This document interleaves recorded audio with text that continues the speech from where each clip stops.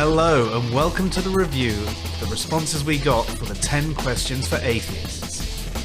What is going on with my camera? They have properly been drinking and on drugs, so these answers are probably going to get better as they progress. Getting massacred. Just want to make sure that I can be heard, essentially. What are you guys talking about? Well, a lot of people are going to hate this, but typically I just use the term atheist. You know, I think there's only the natural world. Reality is exhausted by nature. That's the best face. That's the best face ever. I'm really happy with that. We're going to get like this is a philosophy channel now, and they're going to be reviewing this, so they will pick on you. These questions really sound like they're written by atheists, right? Hello and welcome to Answers and Reasons review of questions for atheists. I'm Joe. And I'm Dave. And tonight we answer question 7, in which we ask, what sort of things does your local atheist community do? And what sort of things would you like to see from an atheist community? Now, the reason I actually asked the question this way is because many atheists claim that there's no such thing as an atheist community. Even though there's things like, you know, the atheist community of Austin, which obviously is quite laughable because there's clearly at least one atheist community when you put it in those terms. I think generally it's a misunderstanding of what a community actually is, or perhaps it's an aversion to being seen in any way that could be construed as being, you know, religious or in a religion. And we did have a disappointingly large number of responses along those lines. Now, my actual own thoughts is that rather than an atheist community, I would like to aim for a secular community that's all-inclusive. There's a lot of local community work, and it brings the local community together. And you essentially hang all that religion stuff at the door. Sure, you might all believe different things, but you're working towards a common good, and you're meeting each other on a variety of commonalities between you. Yeah, good answer. And as I mentioned, there were quite a few answers that, you know, there were things like there's no such thing as an atheist community, weren't there, Dave? Yeah, quite a lot of it. And it's kind of weird because we'll say, well, they only have this one thing in common. But when you think about a community like an area or a neighborhood, many of them only have one thing in common, really, where they live. I mean, in my community, I don't really know anybody except my neighbors, but it's still a community. Oh, yeah, definitely. I mean, you actually Google the definition of community. What's the first answer that comes up? I'll read it to you right now verbatim. A group of people living in the same place or having a particular characteristic in common. A particular characteristic. One characteristic, right? So, and then the next definition comes down to a condition of sharing or having certain attitudes and interests in common. And you actually think about how atheists interact online. There's a lot of attitudes that are shared. There's a lot of interests that are shared. There is all that conversation around religion and debunking things and science and, you know, equality and morality, and there's a hell of a lot of shared interest. There is an online atheist community. In fact, I would say I'm part of a variety of different atheist communities across Twitter and Facebook. And I would say our Discord channel is a community that is largely atheist or non-theist, but actually it's not exclusive. So we do have theists a lot on there too. Saying that there's no atheist community is a really, really, really bad take. I think it boils down to what you said, and you can sort of see this in some of the language that people use. It's that attempt to separate themselves from any kind of way that anybody can accuse them of being religious or accuse atheism of being a religion. So rather than having to deal with the arguments, they just separate it out completely and say, well, we can't be because there's no community, because you can't have a community built around things that are people just don't have, like a belief in God. Yeah. And that's actually, when you say it along those lines, you get the same issue with things like the word belief. I don't have beliefs. I don't believe I know. I don't believe I accept. There's all these bad takes around the word belief because it's something that they feel can be attributed to the religious. I have faith in my partner. I have faith that bridges won't collapse under my weight. Again, these are things that can be attributed to religious language, and people say you can't use that term. You accept, you trust, and you go, yeah, these terms are synonymous. Like, stop allowing your previous experiences with religion and the religious to control the narrative and what things you can and can't say. Reclaim the language. Yeah. Anyway, tonight's first response is from TMM. Now, TMM isn't an atheist by identification. He identifies as an agnostic or an atheist. I don't think I have much interest in an atheist community, if by that you mean a community which revolves around atheism or atheists. I'm much more interested in a secular community, by which I mean a community of people that involves both atheists and believers, but there's no attempt made between members to convert or deconvert anyone. As for what I would like them to do, essentially whatever is most pressing an issue for that community, which could vary tremendously from community to community. Okay, and that one was from TMM, who we've had plenty of, we've included him quite a lot because he's given a lot of really great and different answers. And this one is sort of along those kind of lines as well, in that he doesn't really have an interest in an atheist community, or in his case, a non-theist community, I guess you could say. He would prefer us to focus on a secular community, one that welcomes all believers and non-believers, but without any intent on conversion or deconversion, simply with the goal of working in their local communities to make their local community better and focusing on what needs doing in that particular community, which is pretty good because, each community is different. Each community has different problems and different things that need to be sorted out. And I think that's right. I think there needs to be a lot of local focus. I think that's one of the problems with humanist societies. They focus on a hell of a lot of stuff that is in other countries, which I know needs to be addressed, but it's not particularly relevant to you. And actually, the closest one to me was more than halfway across the country, which was just like, yeah, not really something I can get involved with. And I think that there needs to be a bigger focus on local issues.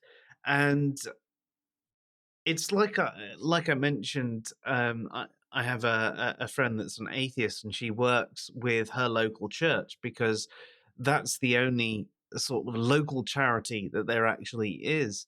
And throughout the pandemic and lockdowns, they've been doing things like delivering people food and all that sort of thing.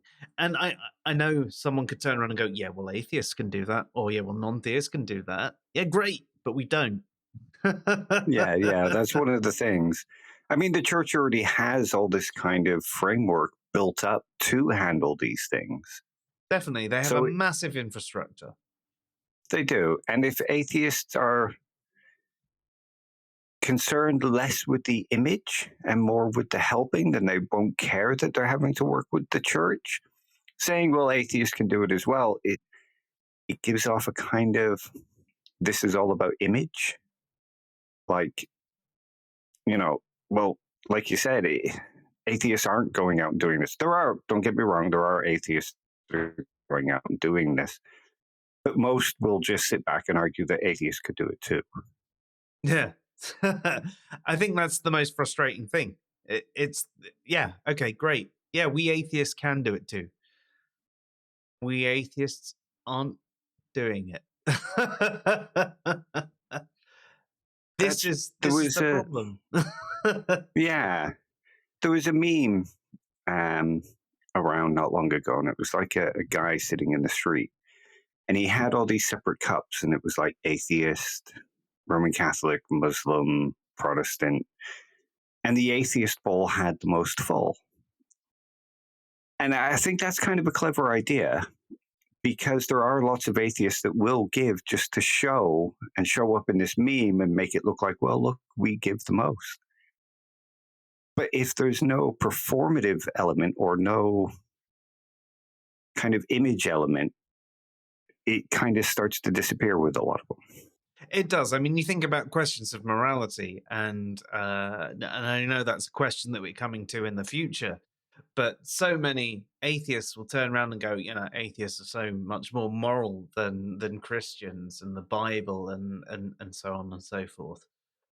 It's so immoral for your God to have done this thing. We would do this if we could. And you go, well, you can at least put a dent into this problem. So what are you doing? Yeah. I mean, and a lot of the people you talk to, they're not even donating to any charity or putting any spare time in. They're all going, well, that's not my problem. That's someone else's problem to deal with, but we could do it and we would do it. And it's like, okay. Part of morality is the action. If you're turning around and saying, it's immoral if you've got the power to just let these people starve, and God could, wave a hand and stop them from starving, yet you're not actually doing anything to help any starving people if all you could do is help one person. Then how much better are you? You're sitting by and you're okay, you couldn't save all of them, but you could save one person. That's kind of why I like something like Peter Singer's effective altruism, in that he says that we might not be able to help a lot. I think he takes it a bit far, because he argues that if we don't need a new pair of jeans, then we should be giving that money that we were going to spend on jeans to charity. And we should give all we have except for things that we absolutely need. But some of his arguments are like, when you get change at a counter and it's like 30p and there's a charity box there, just put the 30p in the charity box. And if everyone did that, we could start making an impact on how the world is. And he's an atheist. Yeah, no, and I actually agree with that sort of thing. I get frustrated with supermarkets, though, that want you to round up, because they're using it as a tax break, and I think that's a different issue to what I'm discussing, or what we're discussing. But the whole tax break issue is one that frustrates me, because these supermarkets that either say, "Would you like to round up your thing to donate to this thing?" or would you like to donate 10 quid to this charity? you're like, well, no, you're a $1 billion corporation, and I'm someone that has just about managed to afford my shopping this month. But like you're saying with the spare change, I know no one really spends money anymore, and that's why this is a bit of a problem. But I don't know if any of you have used, say, a Monzo account, and there is the spare change roundup function. And every time you spend on your Monzo card, it puts it in a pot. But that pot at the end of the month, 10, 20 quid in it. That could easily be something that you just use to donate to charity, because that's your spare change that you haven't noticed has gone and then just suddenly looked at the end of the month. There have been a couple of times where I've looked in my pot and gone, I fucking need this right now. I'm completely out of cash. I'm really struggling. But if we're honest, there's quite often that we could actually put that into a charity pot. I mean, I'm not saying every single person should necessarily be doing this. People have a lot of life requirements, and there are a lot of things, and there are certain areas that are more expensive than others. And COVID has really messed things up. I mean, my food shop, my weekly food shop, has sort of like somewhere between treble and quadruple the price of what it once was. Same here. Half the food for twice the cost. Yeah, absolutely insane. And we're really struggling. And I've actually had to cancel my charitable donations because we're struggling. So I understand there's other things to take into account. But the fact is, before that, even though I was donating to 3 charities, I could have probably afforded to donate a little bit more, you know, and I probably should have done. And if there was ever a homeless person on the street, or there was a charity box that went past and I had a bit of cash on me, I'd always put it in. But I am aware that I wasn't doing quite enough. But now, because of COVID world, I can't do anything, and I can't afford to do anything, and I hate it. I feel guilty because I can't do anything.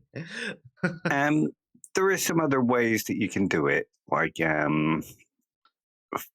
if you have a birthday gift for somebody, going to a charity shop and buying that gift, that kind of stuff. There's always little ways. A good book for people to read on this topic is Peter Singer's The Life You Can Save. I've not heard of that one. Is that the one where he talks about the moral dilemma of? That's an older paper. It's kind of discussed, but this is more about effective altruism and how we can go about bettering the world. But yeah, it's great. It shows you a lot of ways you can effectively help the world. Awesome. Anyway, thank you for that, TMM. Gave us a lot of talking points that I don't know if you were necessarily expecting off of what you said. And next tonight we have a channel favorite, Danish Debater. So yeah, sadly I don't have a local atheist community where I live. I do think there are some atheists, but not that many. What would I like to see? Well, I would like to see the atheist community do a lot of the things that you hear about some religious communities doing. That is like youth camps, support for people who have lost, the charity work of different things, reading clubs, debate clubs, all these different things. I'd also like to see them do dinners and stuff where they just get together. Just a simple community thing. Yeah. So that was Danish Debater, and he mentioned a few things. He said that he'd actually like to see an atheist community do a lot of things that we hear religious communities doing, sort of like I mentioned right at the beginning. He also added, though, things like youth camps and support for people dealing with loss. And I think that's a big thing, especially the dealing with loss, because in some respects it's easier for a theists to deal with something like loss because they have a support network, and they also have the thought there that they will see that person they have lost again, especially in the sort of heaven style paradigm. He mentions charity work, which again is something that's come up a couple of times already. Reading clubs, though, and that's interesting, and I think it would be beneficial, only because of a number of conversations I have online with a number of atheists that seem to have not read more than the Google dictionary definitions of words and not actually look into the topics that they're discussing. But perhaps that's a personal bias there. He also mentions debate clubs, which is an interesting concept. I'm not sure how fruitful that thing could be. What do you think about that one, Dave? I think it could be kind of a good idea. And I mention this sometimes when it comes to online discussions. I think I've said it previously, where I think there should be more discussion among atheists, not just debate against theists, but debate internally among atheists, surrounding stuff like epistemology, ethics, just that kind of stuff, because there are so many various takes, and many of them are just repeated as if they're indisputable and they're unquestionable. They're sort of repeated like dogmas, essentially. And if you try to question them, it becomes this heated thing where they're not actually discussing the issue, they're simply yelling at you for being wrong. And I think there needs to be more discussion amongst ourselves about these various topics so that we can start sorting out some of these ideas and perhaps changing our minds, and learning a little bit more about the topics. And debate is one of the ways, because many atheists just love to debate. Yeah, actually, I mean, thinking about it, it's one of the issues that you and I quite often come across, because we might say that morality isn't wholly subjective, value isn't wholly subjective. We do believe things,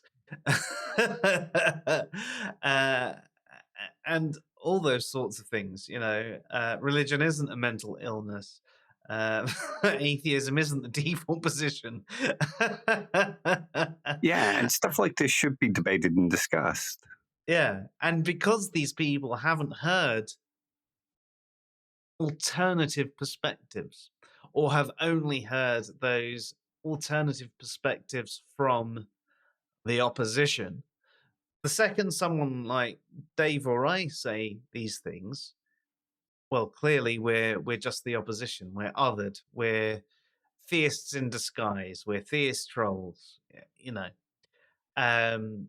So perhaps you're right there that debate clubs would be useful, especially if they're managed effectively and they have people challenged to defend positions that they don't necessarily hold themselves. And I think that is an effective form of debate, and that is what a debate club should do. Yeah, I was just going to mention something like that, is that a debate club would also allow us to learn to steel man the other side much better. So we could steel man the theist position. So faith is just things we believe without evidence. They would then have to learn about what the theist position actually is and defend that position to the best of their ability. I mean, of course, they could luck out and say, well, you know, it's just this. I just accept it as this. But you'll never change my mind. They could take a caricature position. But if they're in a sort of debate club and the purpose is to win the debate, they would have to do better. And we've seen Ben Watkins do this. He's debated with Trent Horn, where there's been a couple of times where they've switched the position and they've done their best to defend the other side's position and argue the other side's position. I think there's a lot more that could be done like that among atheists. Yeah, most definitely. It's something we should all learn to do. It's something I need to learn to do better, if I'm honest. There are certain arguments that I think I could probably defend better than my opposition. But the majority of the positions I hold, I'm not sure I could, if I'm honest. I think I need to be able to steel man the opposition better. It's a skill that takes some practice and some learning. Yeah. And it's like taking that charitable reading and going next level. Yeah. Like proper next level with what they're saying. And that's a good point, is that it helps to learn about charitable reading and charitable understanding and charitable argumentation. So yeah, okay. So, I mean, even through this conversation, I've probably done a little bit of 180 on the debate club's position. There you go. And this is why debate among atheists is important. I mean, I've been blocked by a good 40 or 50 atheists on Twitter simply for mentioning that there's more than one kind of atheism. There's a taxonomy to it. Yeah. And they just immediately block you or yell at you and then block you. And it might be good for some of them to learn to steel man the position that there are multiple uses of the term atheism, because it might put an end to that kind of thing. Yeah, I've been blocked for that one too. I was blocked today for saying knowledge is a subset of belief. That was it. That's basically the entirety of my comment. How dare you suggest an atheist might believe something? Oh dear. And again, why debate club might be a good thing among atheists, because it would help them learn epistemology. Basic epistemology as well. Yeah. Really basic epistemology.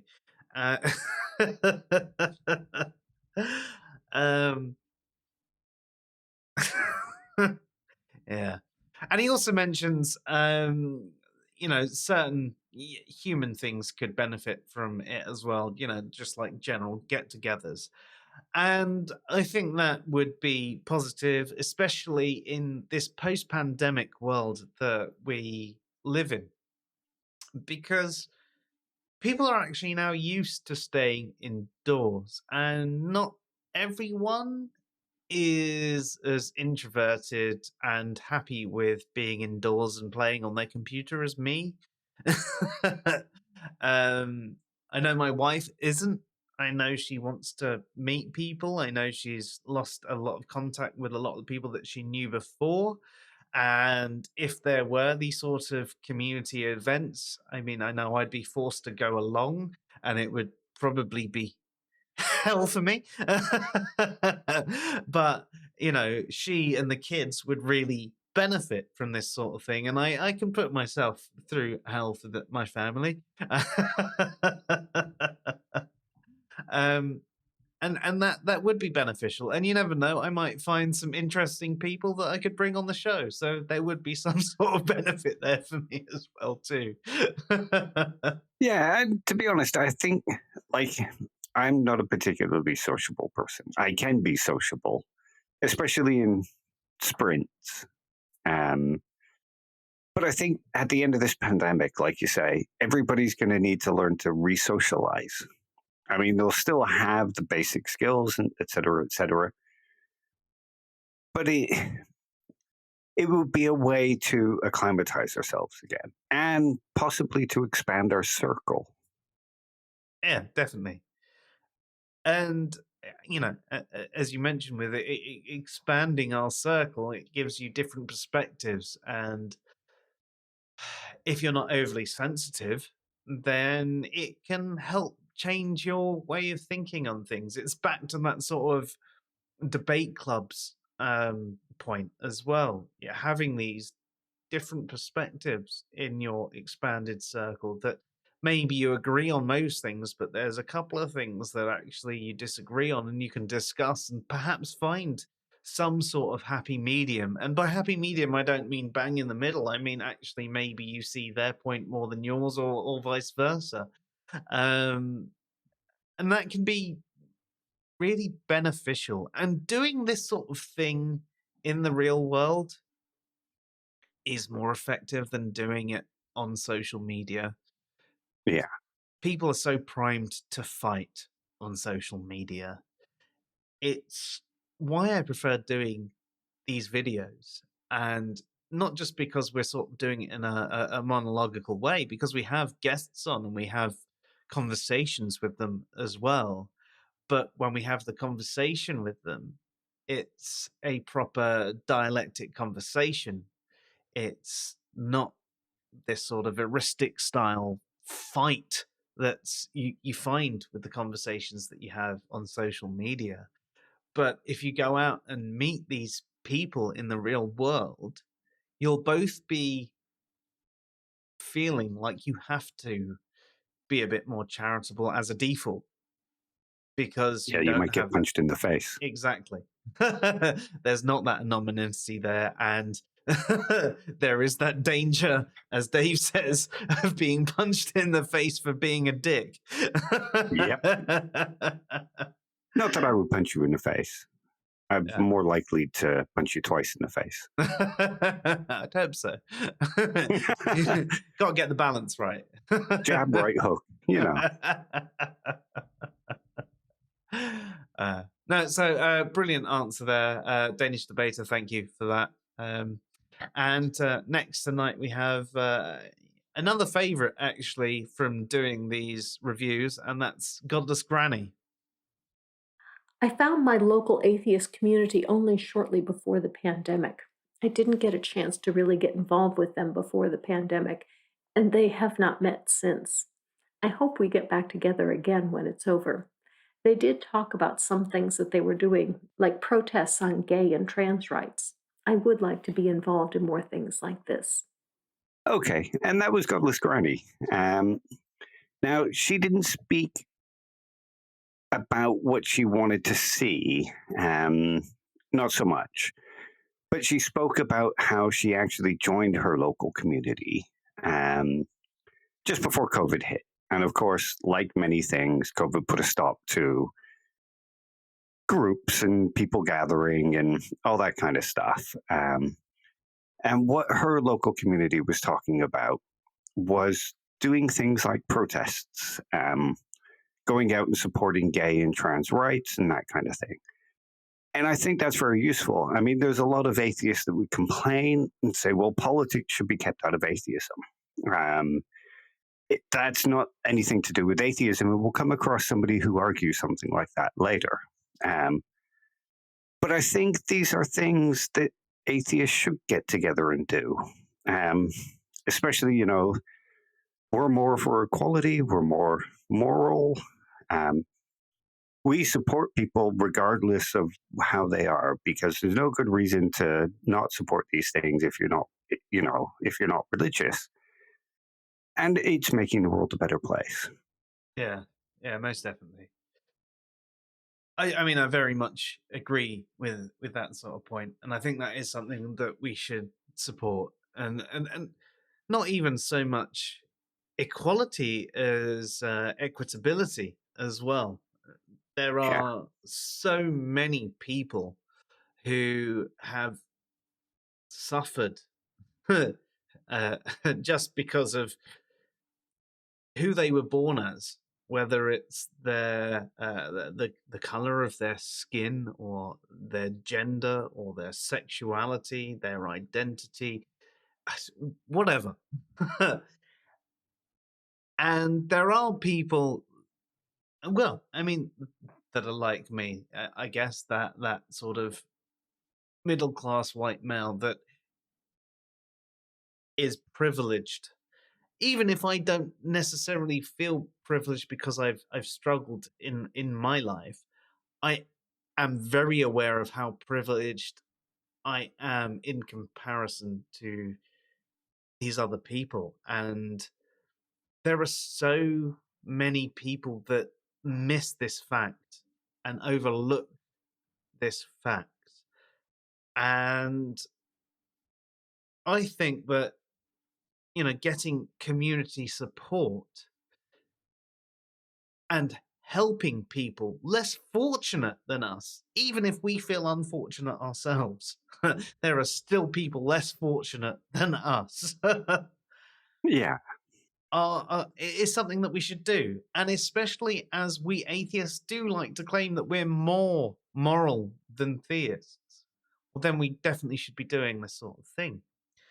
But it goes back to what I was saying right at the beginning, in the sense that I'd prefer it if it was a secular community. Yeah.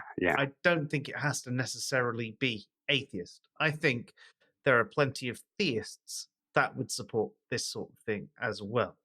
However, I understand that the original banner to rally people, it might be useful, especially in certain countries, to go under the banner of atheist. Yeah. And I mean, we often hear atheists talk about how there are, I suppose you could call them anti-theists, but they prefer to refer to themselves as atheists, so that's what I'll call them. We often hear them talking about the dangers of religion and the harms of religion.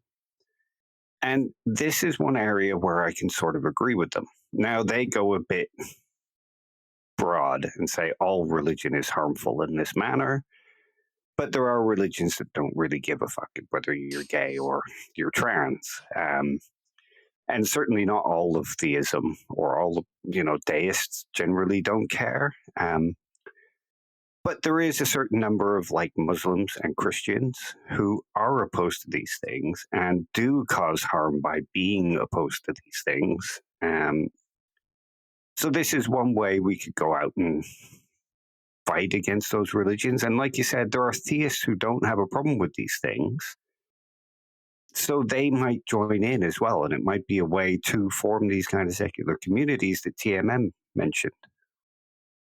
Yeah, no, most definitely. I think we're preaching from the same book. Yeah. And so far tonight, I feel like that's been everyone in accord. They might have been saying it in a slightly different way, but they've all been saying the same sort of thing. From my opening up to Gigi, I feel like we've basically been saying the same sort of thing. And I hope through the rest of tonight, perhaps that continues. Speaking of which, next up tonight, we have Luke, also known as Bearded Heretic, which I must mention before we go on, is planning on doing a show on Mondays for us known as Psyched. Just when he gets a bit of free time and his arse into gear. I'm definitely looking forward to that one. And I've said it now, Luke, so you can't back out. Got to do it.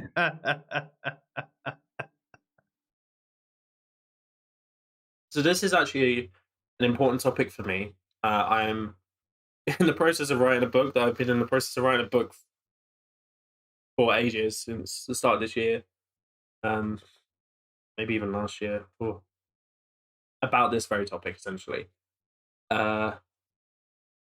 I don't have a local atheist community. The closest thing I have is South East London's Secular Humanism Society. But when I started getting their emails, I was a bit like, well, they weren't meeting up because of COVID, which is fair enough. But when I started getting their emails, I was a bit disappointed, because it was less about that community and more about and it's good work. It's like doing stuff in like sending letters and stuff, like a bit like Amnesty International about atheist problems in the country, or making sure everyone signs the census in the right way and stuff like that.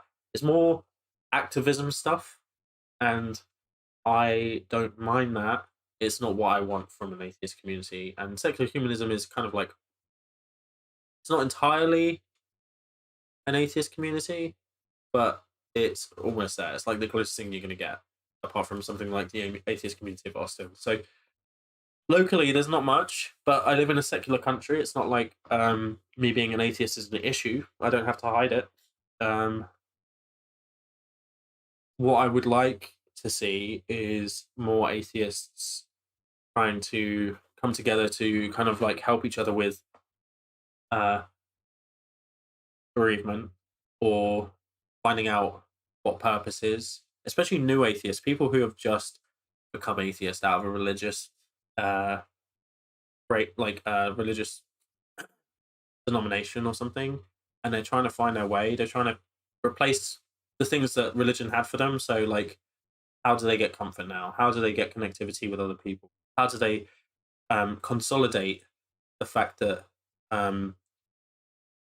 they are going to die and that's the end? How are they going to ensure that they feel like they have a purpose? All of these things need to be replaced if somebody's had religious beliefs in the past, right? Because if you don't replace them, you end up in a nihilistic attitude. And I would like to see the atheist community focus more on these positive things rather than just tearing religion down and fighting religion and countering apologetics and stuff. I think that what you'll see actually, it's a bit like counterintuitive, but I think that if you start to say, look, all these things that religion can provide, atheism can provide as well. You don't have to believe in God to have these things. I think that you'll actually see more people become atheists when they're shown that, rather than saying, you know what, the Kalam cosmological argument isn't very good. Average religious person isn't going to believe in that, isn't going to understand that, isn't going to care about that. So if they're having doubts about their belief, you saying that the Kalam cosmological argument is rubbish isn't going to change a thing. But let's focus on the stuff that actually causes people to believe. Psychological research suggests that it's nothing to do with apologetics. That's just kind of like a very small percentage of religious people. It's more about the comfort, the community, and the kind of the social perks that you get from being religious. That's what's more likely to cause someone to be religious.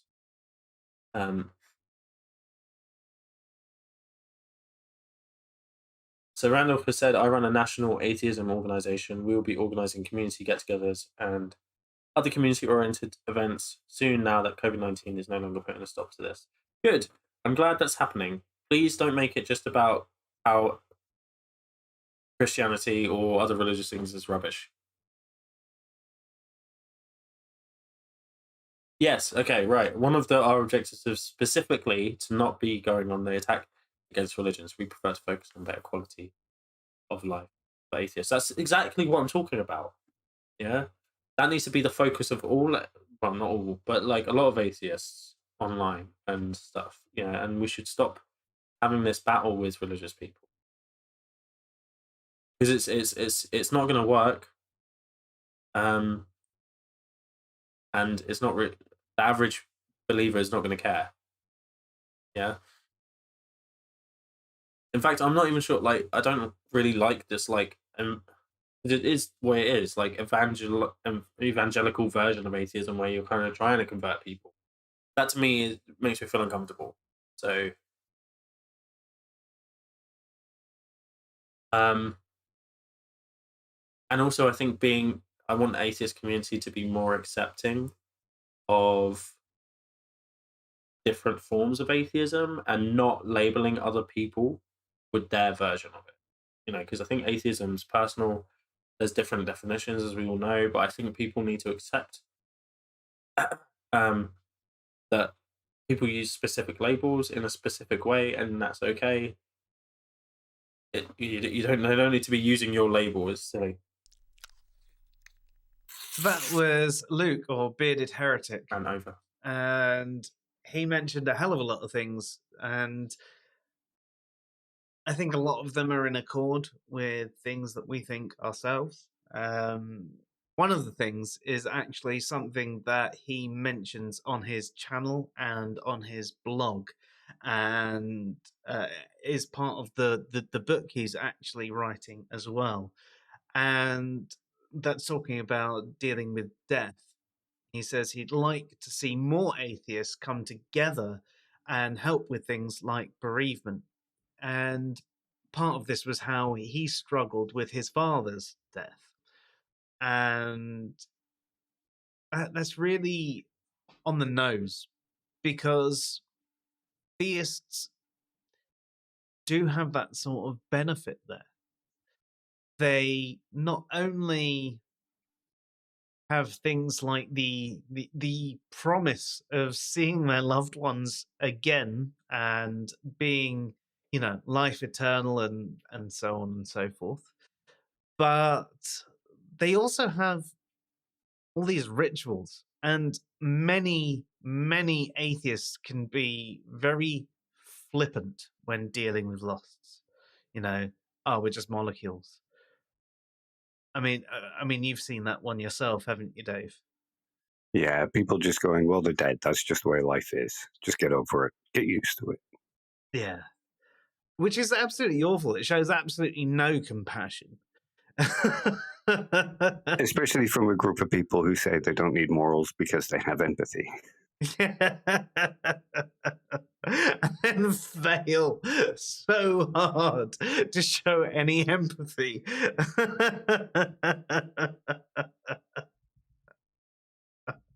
I laugh because it's just so awful. Yeah. And that's how I deal with things. He also mentions, people struggling to find out what purpose is, especially new atheists. Now, when he says new atheists, he's not talking about, the new atheists. He's talking about recent atheists, not new atheism. Basically, people who've just come out of some form of religious denomination. There are people who are essentially trying to replace the things that religion had for them. I think, Dave, this is essentially a point that Neitche had with his whole God is dead. And it's something Luke actually alludes to, where he says,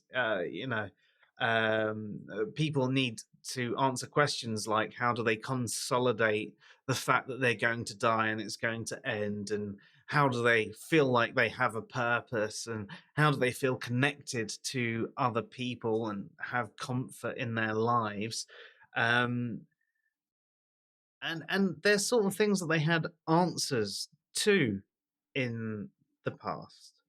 Their religious beliefs gave them the answers. They might have been wrong answers, but they had that comfort there. They had that little social bubble, and it's far too easy to slip into nihilism, which is what Neitche was trying to get across with the madman. Oh, yeah, absolutely. And this is why I bang on about it a lot. I know people are probably tired of hearing me talk about it, but I think he makes an excellent point in that we can, if we just take away the religion and don't replace it, it makes people slip into this nihilistic thinking. They're just staring out at a void. There's no meaning, there's no purpose, there's no morality. Why bother at all? And it sort of reminds me of the statement, should I have a cup of coffee or should I kill myself? Essentially, there's no reason we should prefer one over the other. There's no, but in a world where we create our own purpose and we understand that life can have meaning, even if there's no ultimate overall, yeah, it can kind of help us to answer a question like that. Yeah. But I think he's right. We do need to start learning to replace these things for people that come out of religion. People who've grown up atheist have already kind of realized all this. But, I mean, sure, nihilism is true. There is no ultimate purpose. There is no ultimate meaning. But absurdism, this quest for meaning is absurd. And what's even more absurd is that we can't actually give meaning to our lives. We can't actually give purpose to our lives. And it seems so absurd and counterintuitive. But without that, you'll have people slipping into this idea, well, what's the point of it all? I think it's actually one of the things I used to like about the Bloodhound Gang. I can't even remember if it was a song or a lyric, but it was no reason to live, but we like it that way. It's just like, that's sort of an absurdist take to me. It's like, there may be no ultimate purpose, but you know what? We like it because that frees us to give ourselves purpose. And it frees us to redefine everything and who we are and how the world is. It gives us cause to create value and create meaning. Yeah, most definitely. As they say, life's short and hard like a bodybuilding elf. And I mean, Luke makes a great point in that psychological research shows that for a lot of people, this is why they adopt religion, because it gives them all these things. And if you suddenly remove it, then they're likely to go back to that religion because they can find atheists to be cold, detached, and they want that comfort again. Yeah, definitely. And he actually mentions that all of this, that we've just spoke about, would be a much better focus than fighting religion and debunking apologetics, because that won't really get us anywhere. As we've noted from our 10 questions, actually, a lot of the arguments that theists think are bad are ones that atheists think are good. Right? The ones that the atheists find quite strong and convincing and compelling are ones that theists sort of wave their hand at. So there's that incompatibility there. There's never going to be an accord over these arguments. So it's just going to be essentially he said, she said bullshit, Yeah. So why have those fights? Why engage in that crap?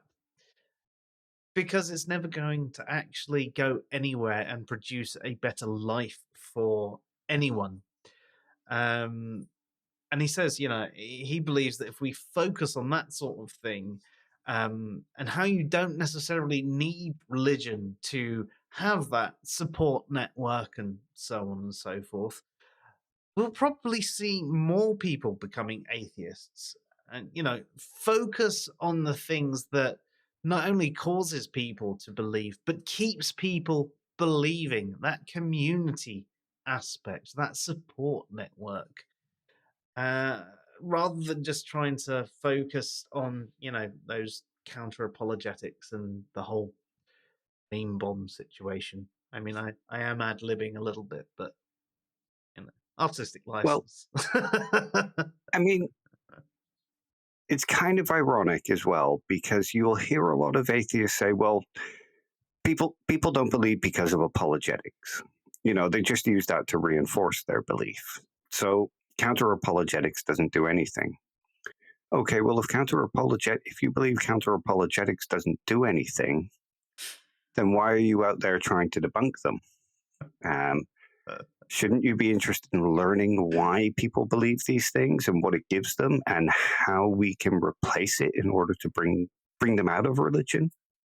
Sounds far too logical, Dave. Yeah.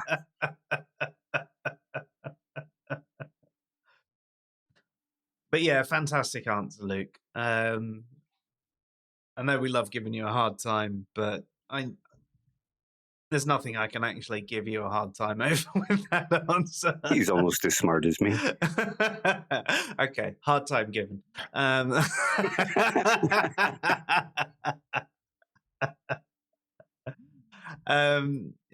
thank you, Luke. That was brilliant. And next tonight we have TJump. So bringing community together, I definitely think that's important. What I'd like to see is atheist churches. I would like to see atheist churches where what they do. Thank you for the super chat. Shut up and take my money. And to Pod Cereal. What I would like to see atheist communities do is have atheist churches who host debates regularly, host talks regularly, TED Talks, invite speakers, and bring in more of a community. I'd like to see Reiki tables. I like Reiki tables. They're super relaxing. Meditation thingies, spiritualist, whatever. What's it to not? It's bring in food, pizza, movies, whatever. I'd like to see churches that are just like Christian churches where you hang out and talk about stuff and interact, play games, have Xboxes and whatever. Massage tables, that kind of stuff. I'd like to just see an atheist church with a bunch of cool things that people can come do on Sundays after like a TED Talk or a lecture or a debate. Have like a debate with ribs, ribs debate. It's all ribs. That'd be cool. Lots of different options, but I definitely am planning to start an atheist church that does this kind of stuff. Okay, and that one was from TJump. And it's a kind of a different answer. And I feel like a lot of it was tongue-in-cheek because he mentions Reiki tables and massage tables and whatnot. But hidden deep among it is some actual pretty good stuff. Stuff like we've heard from Luke and like stuff that we've heard from Danish Debater. He talks about atheist churches, so people have a place to go on a Sunday, sort of like a meeting group. I mean, he talks about Reiki tables and massage tables, but he also speaks about having like a place to socialize, a place to make contacts, meet new people, make new friends, say a video game area, pizza and film type stuff. And he also mentions stuff like a debate club or TED Talks have people come in and do like TED Talk sort of things, which are pretty interesting. And it's, like I said, it sort of relates to some of the stuff that Danish Debater said and what Luke said about community building. So I think there is some good stuff in there, even if he wasn't taking it entirely seriously. Yeah, I mean, again, back to the host debates. If the debates are done properly, like how I changed my mind in what Danish Debater had said about the debate clubs and went, yeah, actually, I can see the benefit from having these debate clubs. My initial reaction was to when TJump said this was it being how I felt about the initial sort of how the debate clubs would go. They wouldn't necessarily be a proper debate club. It would be that dicking on theists club rather than actually engaging in a proper debate club. And I think when we first heard all the responses, I think that's what made me question when Danish Debater said debate clubs, is my mind jumped to this sort of the online debate world rather than actually a proper debate club. And I do think that if they did actually host proper debates, and as you mentioned, TED Talks, I mean, TED Talks can be really amazing and enlightening. That we'd probably reach, a better point. And obviously getting together and playing games and the whole community aspect is definitely something that I would like to see more of. But yeah, I didn't know how seriously to take TJump here because of the whole massage tables and Reiki stuff. It was all a bit like, how seriously are you taking this particular question? But if you think about the way I answer a lot of questions, I'm sort of tongue-in-cheek, but also there's some serious stuff hidden underneath it. Yeah, so exactly. That's kind of how I looked at TJump's answer. Yeah, and I think if you do take that sort of read on it, then there is a lot of good in his answer. And to be honest, I mean, who doesn't need a good massage? Oh yeah, I can always do with one. But I mean, another thing that an atheist church like that, I mean, even if you didn't call it an atheist church, just to avoid that sort of religious implication, just call it like an atheist meeting group. You could have like book swaps or a library or a book reading group or several book reading groups, depending on what somebody was interested in learning. Yeah, no, most definitely. There's a hell of a lot of good content that I think we could actually extrapolate from this sort of thing. So yeah, I think you're right, Dave. We should focus on the positive and maybe not take the tongue in cheek as a genuine negative, just as a bit of a I'm being a bit of a silly person. You know? Yeah. But thank you for that one, TJump. And next tonight we have Brina. I'm not really a part of any local atheist community, so my communities would be like online. I think a lot more atheists would benefit from doing some secular volunteer work. I certainly have. So I guess the things that I would like to see from an atheist community might be along the lines of what Recovering from Religion does, but not in that like volunteer sort of nonprofit, basis. Just taking those tools that we learn in Recovering from Religion and maybe applying them to the way that you make content, and recognizing that deconverting should not be your goal as an atheist, which isn't our goals as volunteers with Recovering from Religion. We don't seek to deconvert people. We just meet them where they're at, and we help guide them through the questions that they're asking themselves. So I think, just learning when you're talking to all of these people that come from different backgrounds and beliefs, it's very humbling. And I think it's a good experience that I think a lot more atheists should look into participating, which you can apply to be a volunteer at recoveringfromreligion.org if you're interested. And also, I think just humbling ourselves. And it's not like I was always the most humble of atheists. I definitely went through the angry atheist phase. I've said before that I think, which I guess kind of goes back to the first question. I've said before that I think anger can be completely justified and used in a... I think it can be justified and great when used correctly. I think it inspires change. And I don't think there's anything innately wrong with being angry. But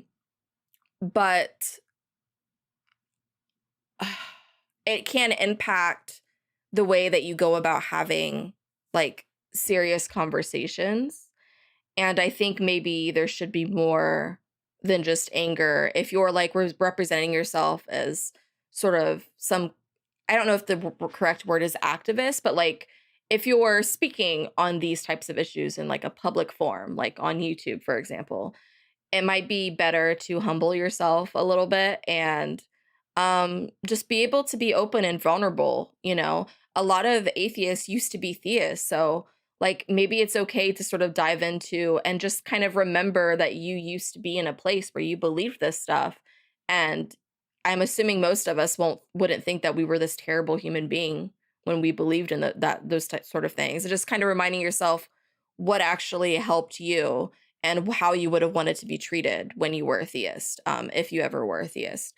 Because I think a lot of the angry atheists we see are coming from a place of people who deconverted and used to be religious. And it's because, you're angry. You feel like you've been lied to your whole life. You feel like you've been duped. There's a lot of struggles that come from coming out of that, whether it be religious trauma or just having trouble accepting, your mortality and dealing with grief all over again, especially if you've lost people.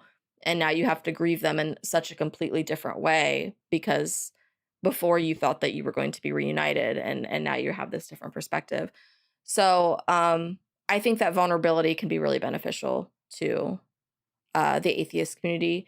And I wish we saw more of that rather than, I guess, just punching down where it's like really easy, you know, like where it's just kind of these reactionary atheists, which like we all do, like we all take a part of it. I mean, you know, I've done videos on Paul and Morgan, for example, and obviously my beliefs, you know, are completely different from Paul and Morgan. And in a way, they are kind of, I guess, easy targets for me to react to. But, you know, I also think it's important to provide nuance because they are such a big channel here. And it's not like there's some small random person on the internet who just believes in this stuff and they're just going about their day and not doing any harm. I think Paul and Morgan have a really strong impact that needs to be addressed. But like if that's all the content that you're doing, like I think it's about balance. Like if that's all you're providing to the table, then I wonder how much help you're actually like how you're actually benefiting, I guess, the atheist community, I guess. Like maybe like ask yourself that question and see if there's maybe more that you could do as far as terms of content and videos. I think it's just kind of about balancing those things out. And I don't think we see enough of that with some people who call themselves, who would consider themselves an atheist creator, which I guess I would be in that group. But I also don't post just stuff about atheism either. My content varies like all over the board. So I don't know if that's exactly what I would, if I would consider myself like, I don't know. It's a part of my channel. It's not my entire channel. So that was Brina with a number of points there that were all very worth thinking about. And there's so many, I don't necessarily know what we should actually focus on, but one of the ones that she brings up is that she'd like to see people taking some of the tools from recovering from religion into their material. And that the focus shouldn't necessarily be on deconverting people, but actually helping them in their journey out of religion. And I'd actually take a little bit further from that. Not necessarily helping them in their journey out of religion, but helping them question. You know, even if those questions lead them back into religion, being there as support for people to help them have, I suppose, good answers and support. Letting them know that you're there for them, even if they do end up back in religion, whether it's the same religion or a different religion, you know? I know that's a little bit further than Brina probably meant, but I think that we should be there supportive of other people. She also mentioned she'd like to see the atheist community being more humble, especially the activist type folks and the angry atheist types. She brings up the point that most atheists, and she is aware it's not all atheists because you got people like Dave, but most atheists used to be theists. And when we were theists, were we terrible people? And when we were theists, how would we have liked to be treated? You know, would we have appreciated being talked down, being told we were stupid or were mentally ill or any of those things? Would that have benefited us? Would that have brought us closer to atheism or sent us back further to, you know, where we were, to find the comfort in people that accepted us for who we were right then and there? And I think that's a really strong point. And she actually says, you know, we need to show more vulnerability rather than punching down. And I found that a very powerful statement. I did too. And this is one of the reasons I really like Brina, is that her answers show a real high level of authenticity. Like, it's not being done as a performance for other atheists. It's being done in a very genuine and compassionate way. Oh, most definitely. I think she's definitely one of the better creators out there. Yeah. Because of that authenticity that you mentioned. I think that's something that's very much lacking from the online world. You know, all of social media is performative. Yeah. Whether it's the atheist telling people that they're more moral than people, or it's the person on Instagram showing how good their life is. Yeah. It's all really, really, really fake. And I don't get that feeling from anything Brina actually presents. So I really appreciate what she says. Yeah. And she also goes on to say that, she thinks that we need to provide more balance to the community. So any content that people produce shouldn't necessarily just be that anti-religion and anti-apologetics content. She feels that, if that is a part of what you do, then that's fine. But like we were mentioning, and other people have mentioned earlier, well, what's the answer to if they don't have religion? How do they find comfort in XYZ? Let's give people this other stuff. Let's give people other answers to, morality and how to deal with death and so on and so forth. And that's what I took from what she was saying there about the balance. And she goes on to talk about how, that's what a lot of atheist content creators do. And maybe she isn't exactly an atheist content creator because her focus isn't atheism. And I think actually you could probably say the same about our channel. We don't really go into philosophy of religion all that much in comparison to the wealth of the other stuff that we do. Maybe it is slightly weighted that way if, let's say, philosophy of religion is 10% and every other topic that we discuss is 6%. I'm throwing out random percentages without actually calculating it. But that's just because of how we interact and how important certain topics are to people and the people that we communicate with, and the fact that we are doing these 10 questions for atheists and 10 questions for theists. It does weight things that way. And actually, you can learn a hell of a lot from various people's religions and religious backgrounds, and that sort of thing is interesting to us. But the bulk of our content is, I'd say, 75% philosophy, 25% science. And some goofy streams as well, like best horror movies and that kind of thing. Oh, definitely. But I'd say that probably almost fills in under those little bits in there. Yeah. But yeah, no, you're definitely right. And we try and do all of that stuff with a good sense of humor on top of on top of the actual topic. But we're not necessarily an atheist focused channel.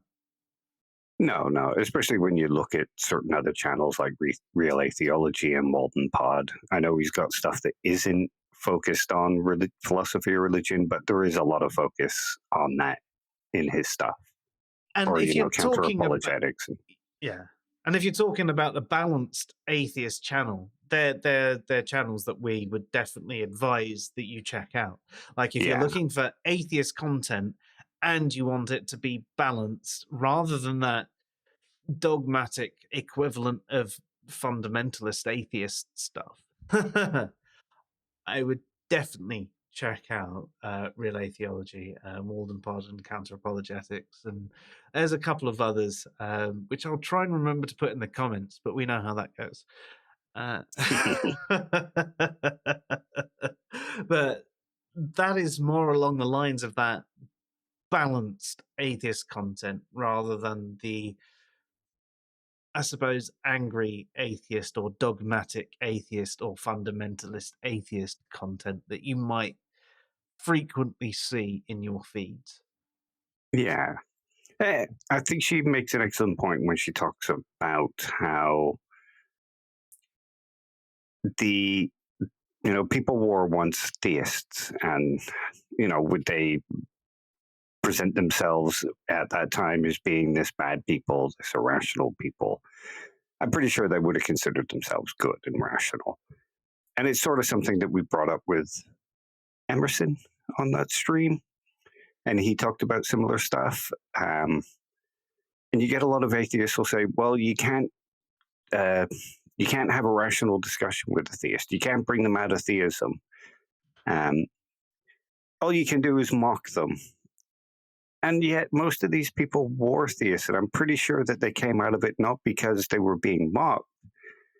And what if it was just because atheists were mocking them? What does that say about them and rationality? And what does that say about the atheist community being bullies? Yeah, and if someone mocking you can change your opinion, then if someone mocked you the other way, would that change your opinion the other way? Back? Yeah. Like, if that's all that it really takes, if there's no actual rational argument. Yeah. And I like what she said about the atheist community could be more humble. She said she understands why people can be angry, and, there's good justifications for being angry. But atheist content creators really need to start moving away from that. I know it's a very lucrative market, and you'll get a lot of Patreons. You'll get a lot of, what are they called? Super chats? Yep. You'll get a lot of that stuff and a lot of followers. But are you really doing any good for the atheist community by doing that? And there's a lot of people in the atheist community who could do with a dose of being humble, because, I shared some tweets today, and it was somebody saying, well, when I was 5, I realized that Santa Claus and all this wasn't real. I'd figured out infinity and eternity. And I realized that when I die, I just want to be dead. Now, that is completely false, I would imagine, because when you're 5, you don't do that. And there's this need to show yourself to be super rational and show how great of a thinker you are. And there's a lot of this kind of thinking that goes on in the atheist community, like, I can't be wrong. I'd made this argument. I can't be wrong. So, yeah, it could do with a dose of humility. I just, honestly, like, my mind boggles at these people that think that they were these super smart, rational people at 5 years old, 4 years old, 6 years old, and that you posted on Twitter and the Answers in Reason channel some of these comments that you saw, anonymously, of course, because there's no point in ridiculing the people directly. It wouldn't do any benefit. But showing the statements as being these bad statements, and I can't believe that people genuinely believe this about themselves. Like, how have they deluded themselves into believing that they were these people at such a young age? I mean, when I was 4 years old, I believed I was Superman, that I knew everything, and that I had stole He-Man's sword, But these people had figured out infinity and whatever. What? Yeah. And if you read up anything on rationality and reason, you'll know that at that age, most kids are just following what their parents are telling them. Sure, when you get to about 11 or 12, you start thinking about these questions, but at 5, you're trying to figure out what time the Muppet Show starts and how to change the channel to the Muppet Show. And if you should get up at 6 a.m. to watch Ulysses. Yeah. and when's Fraggle Rock on? And yeah, it's that kind of stuff. I mean, there are probably child geniuses who think about this stuff. Maybe, but yeah. most kids aren't child geniuses. They're 2% of the world. We're in the 98%. Yeah, I mean, especially not the people that you see these posts from online when they're followed up by a lot of their other posts that demonstrate very weak understandings of things like epistemology. So yeah, the atheist community could do with a bit more of being humble. Just because you're atheist doesn't mean you know everything. You probably know very little of what you think you know. But yeah, Brina, fantastic answer as always, and as long as your answer is our review's even longer. So next night we've actually got some of the new videos. So I mentioned that we've actually had some new people submit videos, and it's really such a shame that we're already at question 7 and we've had some new videos come in, but we're really excited to present these new videos. And in fact, if we had enough new videos, we'd probably do a round 2 of these answers, but for now we're just going to include these guys right at the end. So our first of the new videos is from Lone Wolf, a friend of our channel. That's a hard one for me to answer because my community is 100% online. You guys are my community. I love you guys. I love you guys so much. Okay, and that was Lone Wolf, who mostly goes by Lone Wolf Usel on our channel.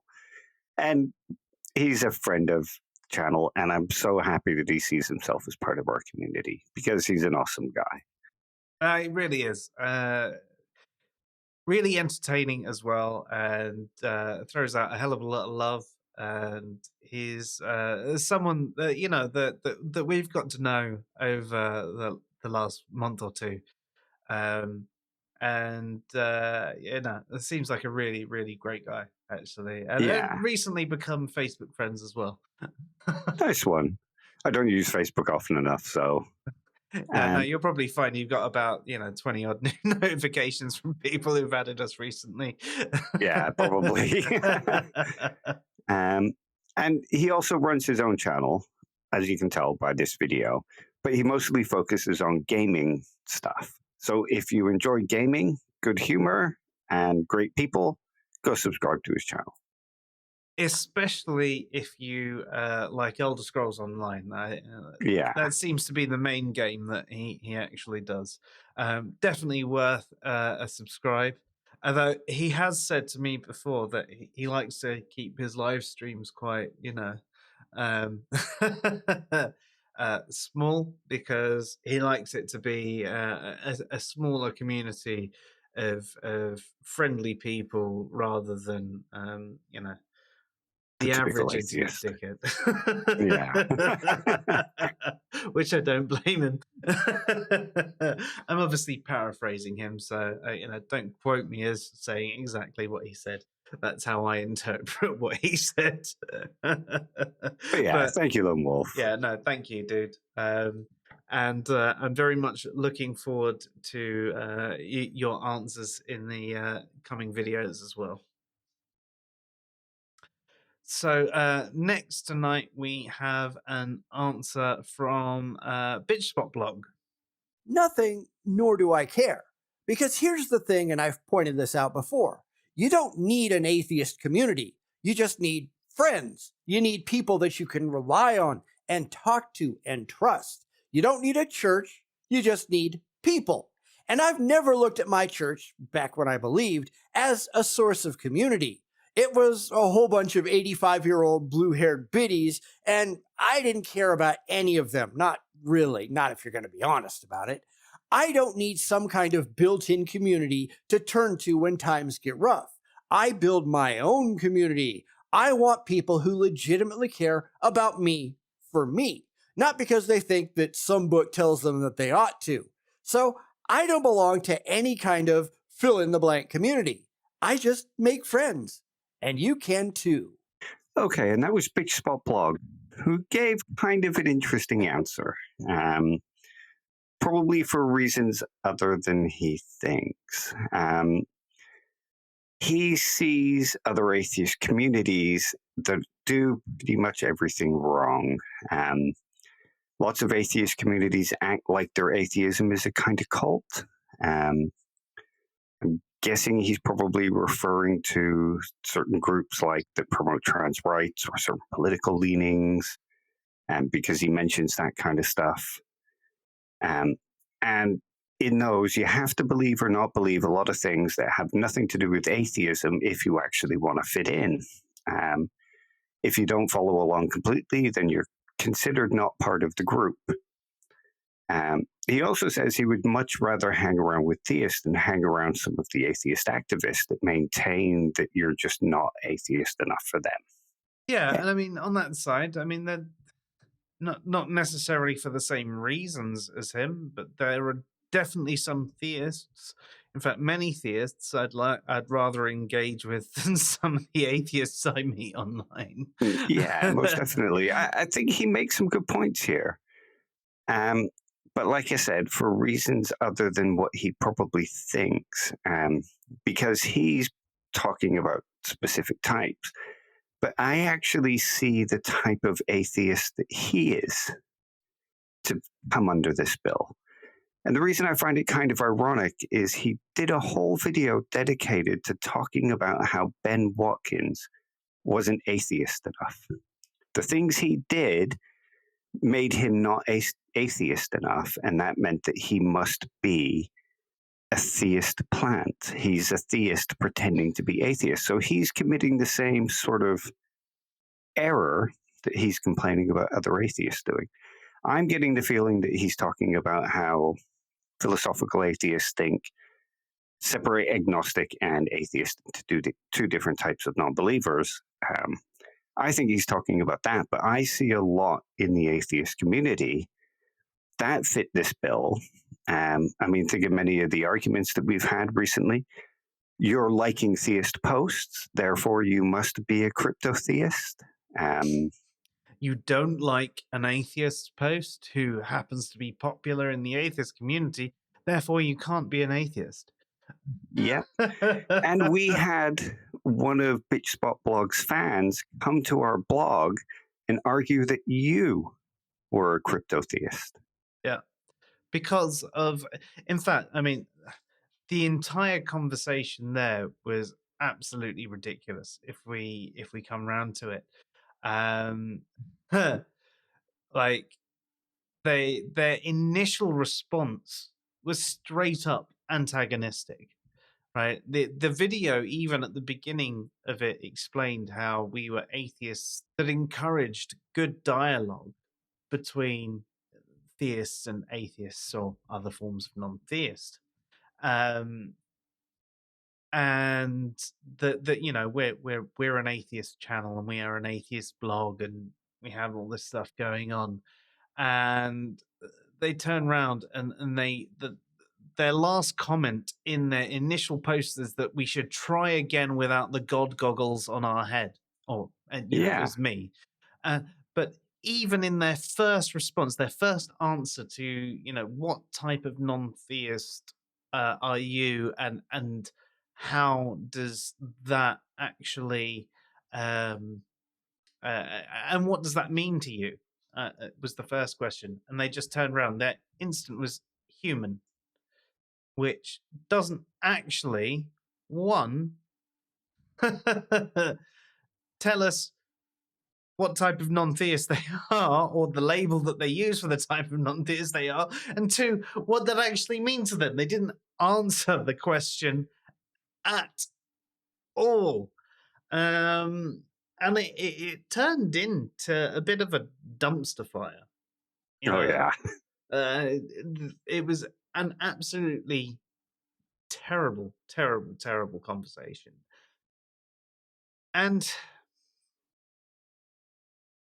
the fact that there can be someone that inspires these sorts of responses is a bit worrying. Now, I actually had conversation with Bitchspot Blog under our video as well, and they seemed far more reasonable. They answered any questions and clarifications that I had about things that they said. I didn't necessarily agree with their answers, but they at least had justifications for them. And they seemed definitely more well-rounded than they did in that Ben Watkins video. And a hell of a lot more well-rounded than the fans that jumped over from their channel and jumped onto ours and started spouting this crap. And then if you actually went back to their channel and their response video and all the sorts of, yeah, we're clearly theists, that we don't know what we're talking about, and so on and so forth. It's just like, really? Yeah, so I sort of see him, at least in his video form, as fitting the bill of the things that he described. And I also see a lot of other atheists fitting that bill. I mean, you think of something like, you believe God doesn't exist, therefore you're an anti-theist. You don't get to claim you're an atheist unless you simply believe God doesn't exist. So it's sort of exclusion from the atheist community because you're not going along with the sort of common beliefs that everyone else believes. Unless you simply lack a belief, you mean? That's it, yeah.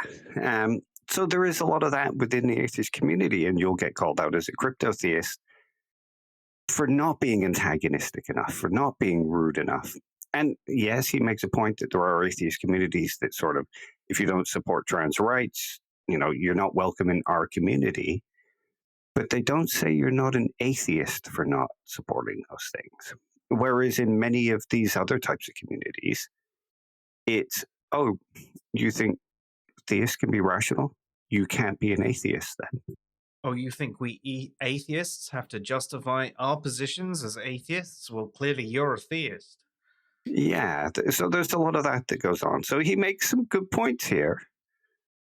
But I also think it can be flipped back onto the type of atheist and type of atheism that he's promoting in his videos.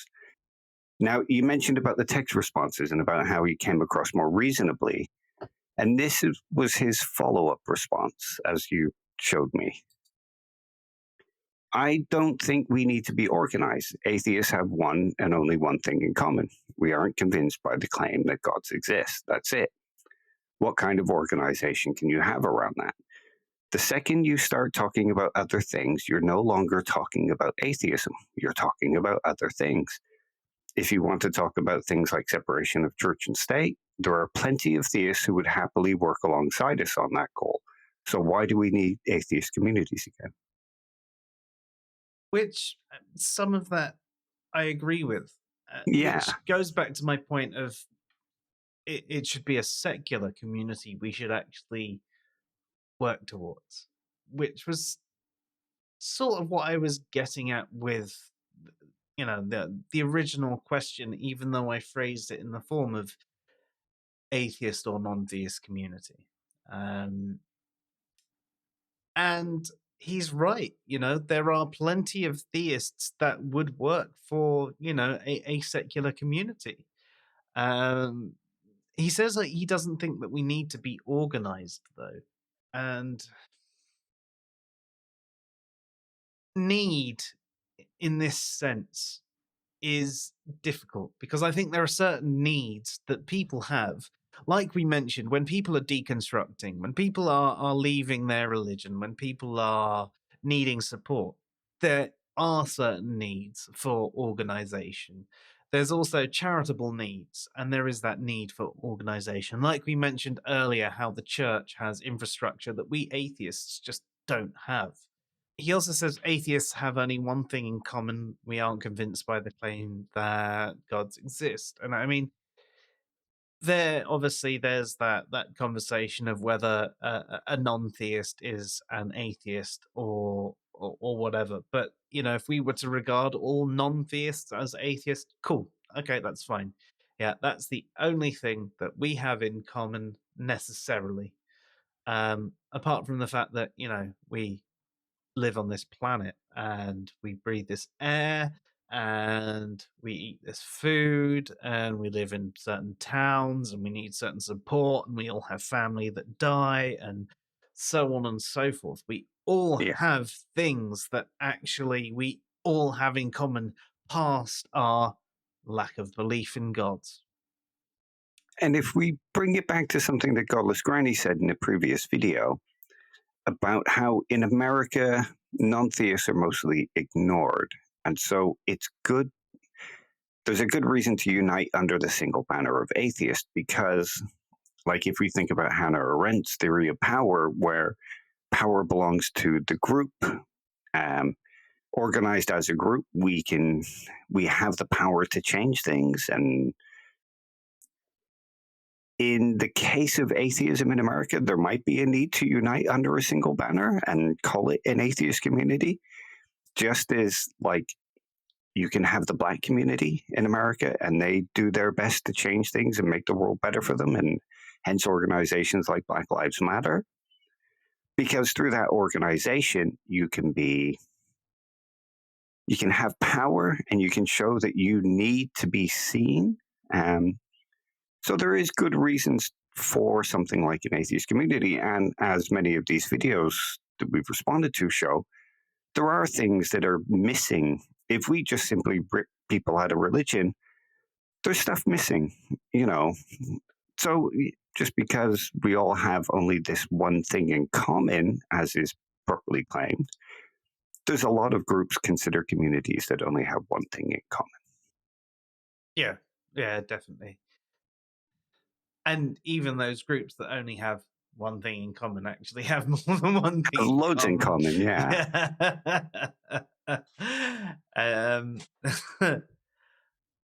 So no, I definitely agree. I think it's a little bit more complex. And I mean, if you think about things like the atheist community of Austin, I mean, the reason they group together is they fight things like creationism in schools, and because they're a community and because they're organized, they have the power to do so. Because if it was just a couple of atheists standing outside a school going, I don't like that you're teaching my kids creationism. I want you to teach them evolution, man. I mean, yeah. What good's that going to do? Yeah, that's it. And if they're organized, they have voting power. Exactly. And that was one of Godless Granny's original points in question 1, as why she would probably actually be better described as an agnostic. But for the sake of everything, she goes under the banner of atheist because she feels that we need to unite together under this banner. Because in places like America, religion has such a stronghold and they need that voting power. It's not such a problem in places like the UK where, religions are far more wishy-washy and people don't really give a fuck. Yeah. I see a lot of point in things that he says. And there are some good points in things that he says.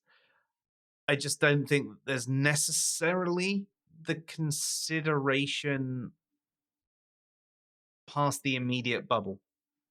Yeah. And last tonight, we have another new video from Daniel Kelly.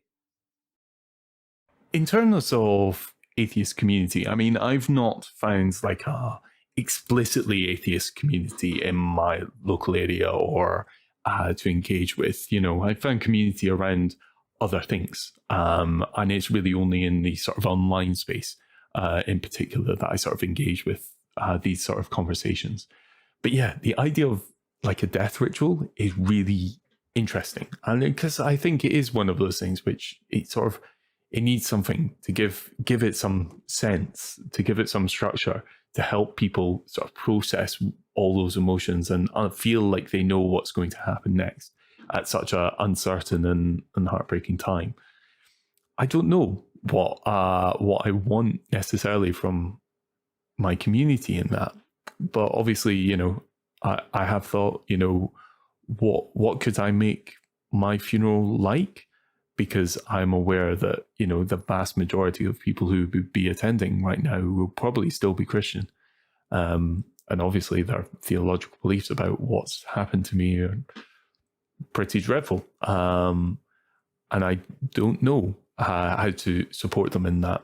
And I don't know what to do about, should I plan my own funeral? Should I give them something that might comfort them? Or do I just leave it and let them decide how they're going to cope? So that was Daniel Kelly, and his point there was he found the idea of the death ritual really interesting. He thinks it's one of those things which we all need, and it's something that gives us some sort of sense of closure, and it gives structure. It helps people to process all those emotions and feel like maybe they know what's going to happen next. And there isn't really anything like that for the atheist or non-theist. There might be some localized traditions somewhere, but in general, there isn't anything. I mean, even with my dad, when he died, we had to give him a Christian funeral. And even though pretty much everyone in that church was not Christian and didn't hold those beliefs, the actual ritual, the ability to say goodbye and remember those good times, share experiences, laugh and cry with other people, and give him one final up yours, just helped us all actually process what had happened. And I think that's something that we all very, very, very much need. Oh yeah, absolutely. And we've seen this come up quite a few times during this, answering this one. There are people who talk about, replacing these things that religion gives. And I think death it's an event that happens to us all. And it's a hard event, losing somebody. And if you, like we mentioned earlier, a lot of atheists will just go, well, it's just a bunch of molecules. These things happen, get over it. I don't think that will work for most people, because they've got all these feelings bubbled up inside and they need some way of dealing with it. Even if that's just having people that they don't know, but won't judge them for feeling bad. Have somebody like that to talk to, how to say goodbye, how to give closure to this. I mean, I suppose it's easier with a kid. You can say, well, look, they're gone. It's just the way these happen. And kids they bounce back from a lot of things. But there's also some kind of post-traumatic effect that goes on when somebody dies. And I think that kind of gets ignored a lot. Because it's a big trauma. So having some kind of ritual or some kind of organization to help you deal with these things it's vital. No, I very much agree. And I don't understand why so many atheists are so, wave their hand at this sort of thing. And I don't know if it's an aesthetic thing, like, I'm so super smart and rational that I don't have any emotions, and, death is just death, and, it doesn't matter. Or if it's just the fact that they have never experienced these things, and therefore due to a lack of imagination, they lack the empathy required to understand these things as well. Yeah. I don't know. It's a weird one, and one that the atheist community shouldn't be putting forward as the flagship of being a good atheist. Definitely not. Yeah, I mean, I definitely think that there needs to be something done more community-wise. And I, as I said at the beginning, I do think it needs to be more secular community, but there are Yeah, yeah. certain things that need to be focused on as an atheist community as well. Because even if you have a secular community, you're not necessarily going to have a secular funeral. Because if your secular community has Christians and Hindus and things like that, they're all going to have their own ideas of death ritual. So you're going to need an atheist death ritual or some form of non-theist death ritual.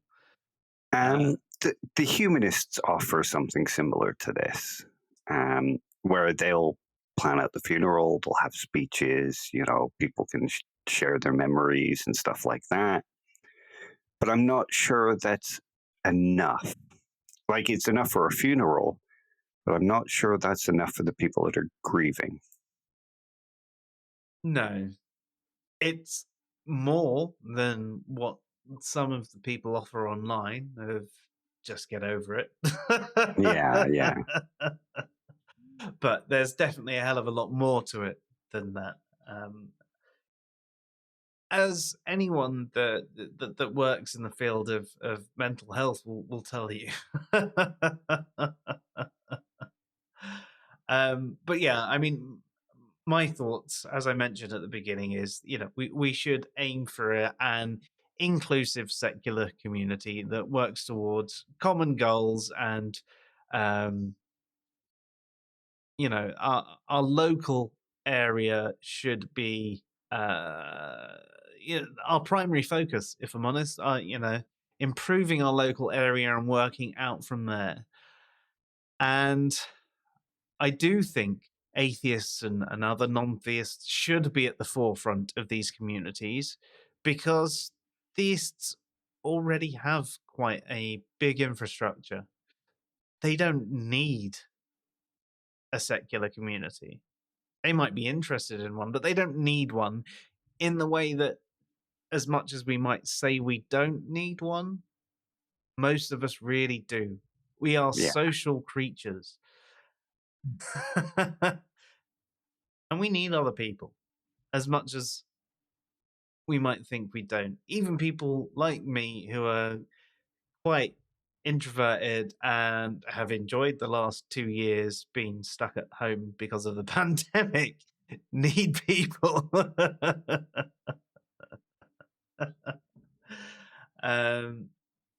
So yeah. That's my thoughts on the matter. What about you, Dave? Pretty much the same.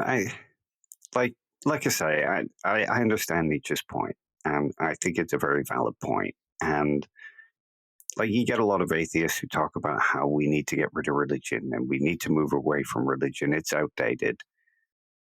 Well, sure, that's fine, but you're not thinking about what happens after, and I think that's important. I think that's kind of important for creating an atheist world, is to create this kind of community in a larger scale. And I think, like you said before about how many atheists don't see beyond their immediate bubble, what's the point of an atheist community? Well, as Godless Granny explained, there clearly is a good point for an atheist community in America. And as many people brought up in this, there are good things that could come out of an atheist community, like debate clubs, book clubs, a gathering place to meet new people and like-minded people. So that there just is good reason for an atheist community. I mean, I'd probably even get off my ass and go to one of these things if it was like that. Especially if it was only a walk away. Yeah. Like my front door. Yeah. So no, what you're saying is you're inviting us all over, Dave. No, I hate people. But no, it's like I said, like the only thing that I could find around here was, you know, a 6-hour drive north of where I live, and I don't even have a car. And one of the things you mentioned earlier, one of the things you mentioned earlier was humanists talking about stuff in other countries and stuff like that. And I see that as well, and I see complaints like that as well. And yes, it's important to focus on those things, but it's also important to focus on the sort of local levels as well. Give people things to go to, give people, you know, good information and teach them how to think critically and all that kind of stuff. Because there's far too many people who argue that they're critical thinkers that really just aren't. Yeah. That's a whole nother stream now, isn't it, Dave? Yeah, definitely. But yeah, I mean, thank you everyone who has you know, submitted a video, especially those that we play tonight. And you newbies, thank you for your submissions as well. It's been a pleasure to include you and to have a few different voices. And who knows, maybe in the future we'll get enough new videos, so we'll have to do a round 2 on these videos, and we will do, especially on the questions for theist side. We're definitely looking for some from Muslims and some Hindus and other forms of polytheists. So get those in, and we're very excited to do a round 2 of that. I've had a couple of promises that there'll be some new ones coming in there, so get them in before we start. But yeah, folks, thank you so much for your submissions, and everybody out there that's watched, whether you've watched this live on the premiere or you're watching the rerun, thank you for watching, and any comments and feedback that you give us. We've been really enjoying doing this series, and I'm almost sad that there's only a couple of questions left to go. Same. Yeah, because it's been great. So I think the next thing is, you guys out there, you got to think about some of the next questions we can ask, and maybe a completely different slant that we can do. You know, maybe we should have questions that both theists and non-theists could answer together, or something completely out of the world like that. Yeah. But yeah, thank you. As I said, it's been absolutely fantastic, and you've been watching Answers in Reason, reviewing the responses we got for 10 questions for atheists. This has been question 7, and I'm Joe. And I'm Dave. Have yourself a good night, all. Good night, all. For a lot of people. Oh. Damn it. Not them.